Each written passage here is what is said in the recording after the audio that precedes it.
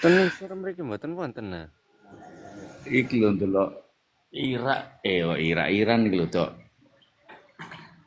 Iki Amerika kate boloan ambek Irak.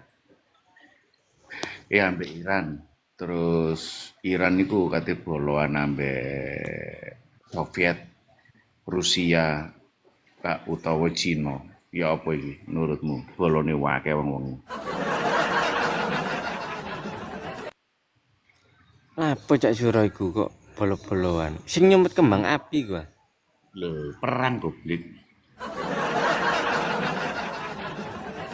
Perang to. Perang kembang api. Melok arono. Kon dadekno rudal gelem. Niku Wis perang murah kembang to. api napa? Oh niki dikongkon mulo kaji lho, dikongkon tawaf, dikongkon lempar jumroh barang.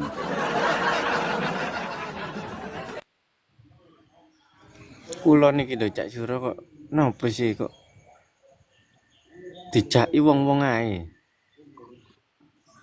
Ya wong sumpek ambek awakmu berarti. Assalamualaikum Cak Suro. Waalaikumsalam.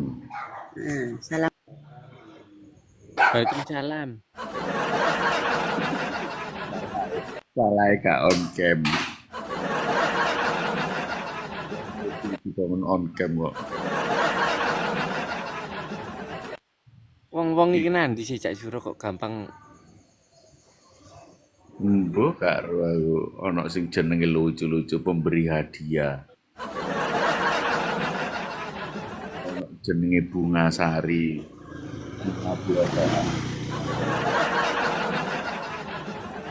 aku jeleki wong-wonge Cak Suro, Cak Sido, Cak Sido. Di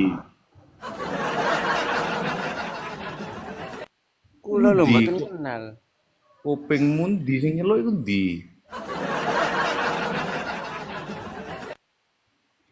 Liwat niku wau lho Cak Sido, nggih.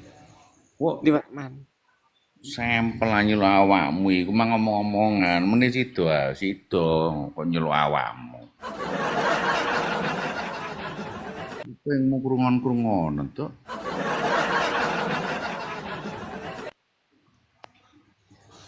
Cak Suro, Apa? niku wau bolo-boloan niku wau ya napa? Ya Israel iku diwangi karo Amerika.